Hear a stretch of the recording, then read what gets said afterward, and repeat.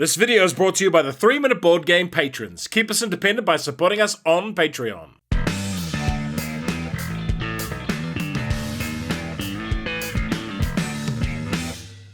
Kia ora koutou, and welcome to this very special edition of 3-Minute Board Games, where I'm talking about 10 great games to take with you on holiday. As you can see, I'm on holiday here, and behind us is scenic Lake Taupo.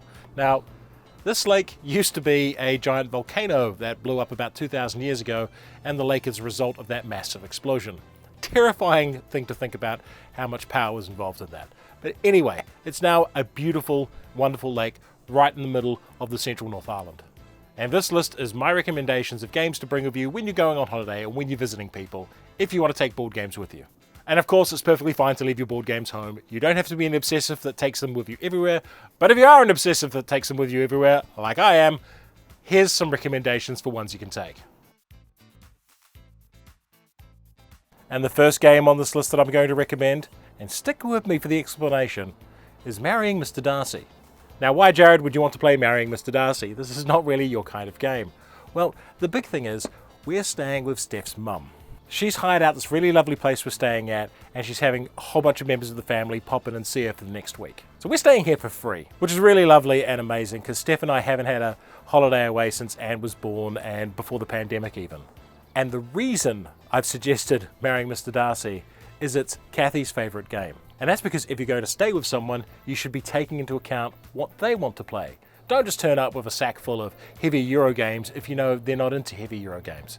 Know what the people you're going to be staying with like to play, and try to work towards that. So yeah, while Marrying Mr Darcy isn't exactly my favourite game of all time, I know it's going to make my host really happy. And being a good guest is a really big deal. So if you're going to be staying with people, pick a game you know they'll like.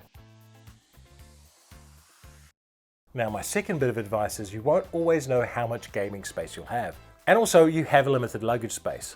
So look at small box games that take up a small footprint. And one of those first suggestions I'm going to go with is Sushi Go.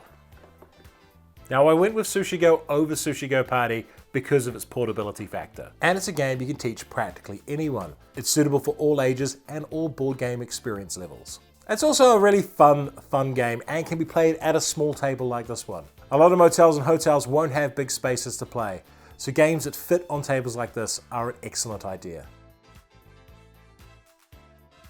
And in the same space, I'll give an honourable mention to Ulterior Design by Cheeky Parrot Games.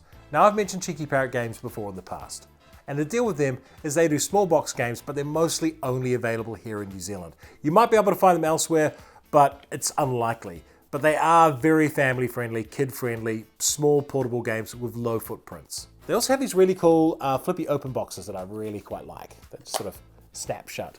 Make them really good to put in luggage because they're very unlikely to have the lids come off and contents go everywhere. So yeah, both those games are low complexity, portable, and have very small footprints. And just about anyone can play them. Next couple of games I'm going to recommend, games that kind of get you in the mood for traveling. The first of those is Parks.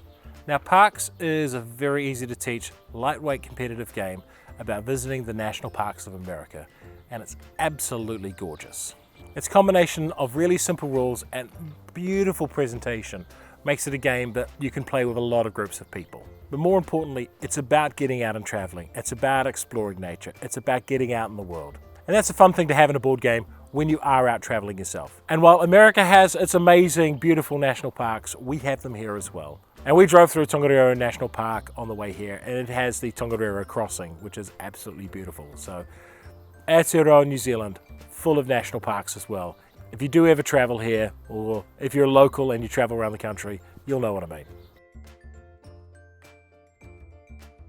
And the second game I'm including in this segment is Hitsy Road by Martin Wallace. A game about going on a road trip, but the road trip's full of zombies. Hitsy Road ticks a lot of the boxes I've been explaining here. It's reasonably portable, it doesn't take up a huge amount of space, and it's easy to teach. It's probably the most complex game on this list, but even then I'd still consider it a reasonably simple game. But most importantly, it's about a road trip. And the theme is about traveling place to place and getting attacked and eaten by zombies. And there's a good chance that your road trip won't be quite that bad. So yeah, Hitsy Road's a little bit more aggro than some of the other games on this list, but that's why I'm recommending a bunch of these games.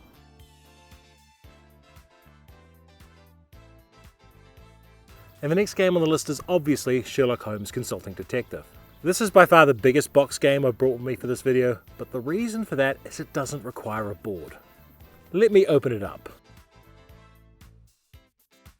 So it's got the map that does need to be unfolded, as well as the directory, the rule book with its list of informants on it, and of course each case comes with an individual case file. But the thing is, all of the stuff can be passed around if you like, sitting on sofas somewhere. You don't need to be all crowded around a table to play Sherlock Holmes.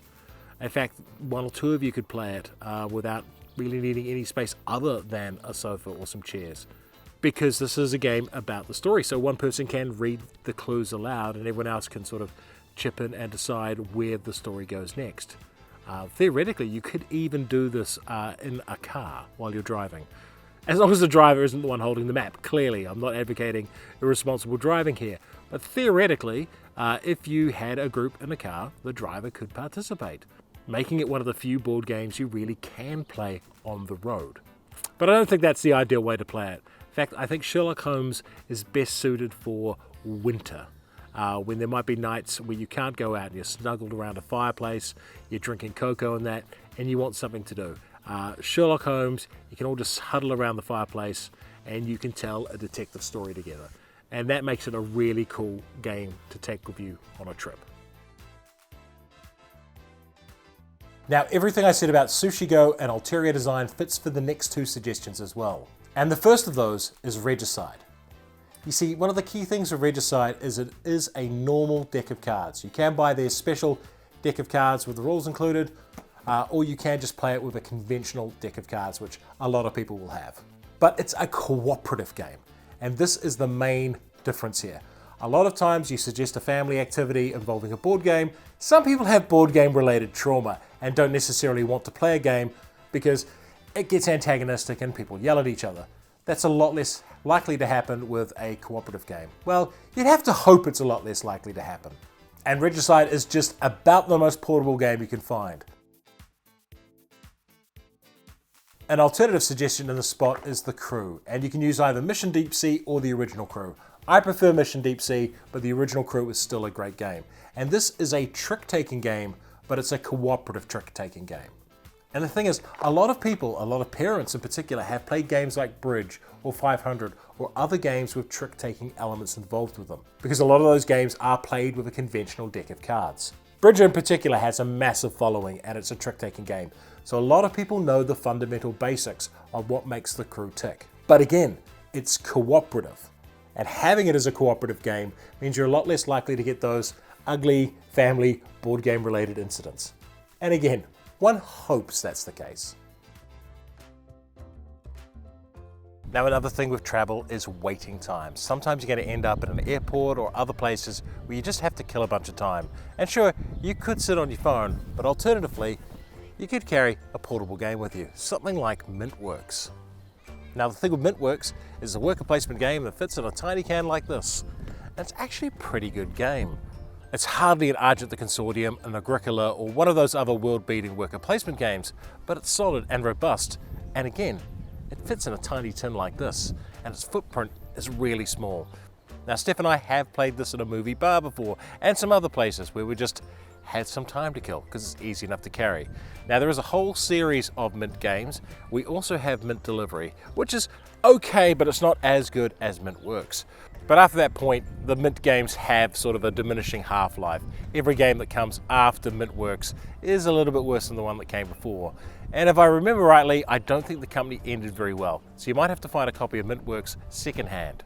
And there are other alternatives, like Button Shy Games for their 18-card games. Lots of those you can just slip into a wallet, you can slip into your pocket, or you can slip into your purse.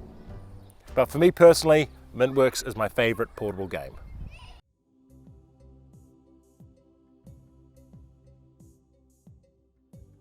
And sometimes there's times on your trips where you're not going to be playing with people, you're not going to be visiting people, you're probably going to be sitting by yourself in a hotel room going, what am I to do? In that case, I suggest bringing some portable solo games. And the first one of those I'm going to suggest is Hostage Negotiator. Now, a lot of you will go, oh, no, Final Girl's a much better game. But here's the difference between Final Girl and Hostage Negotiator. And here, I have enough stuff packed away in the tiny, tiny box that this is. All the dice, all of the bits and pieces, all of the tarot cards, and everything for 3 different abductors. If I was to do the same thing with Final Girl, I would need the core box, and then 1, 2, 3 more boxes the same size to get the same amount of content.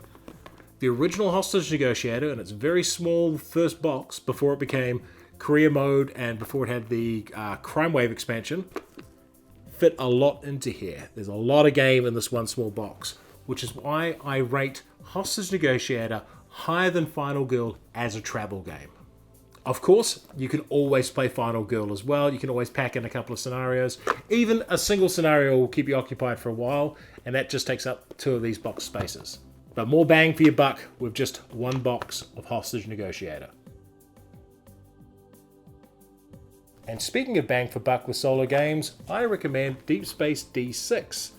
This wee dice chucker that I backed on Kickstarter many years ago, I have taken with me on numerous trips and set it up and played it a bunch. Really good little game. I've never reviewed it on the channel because it was a limited Kickstarter release, and I'm not even sure if it ever went to retail. In fact, I remember there being quite a few problems with the Kickstarter.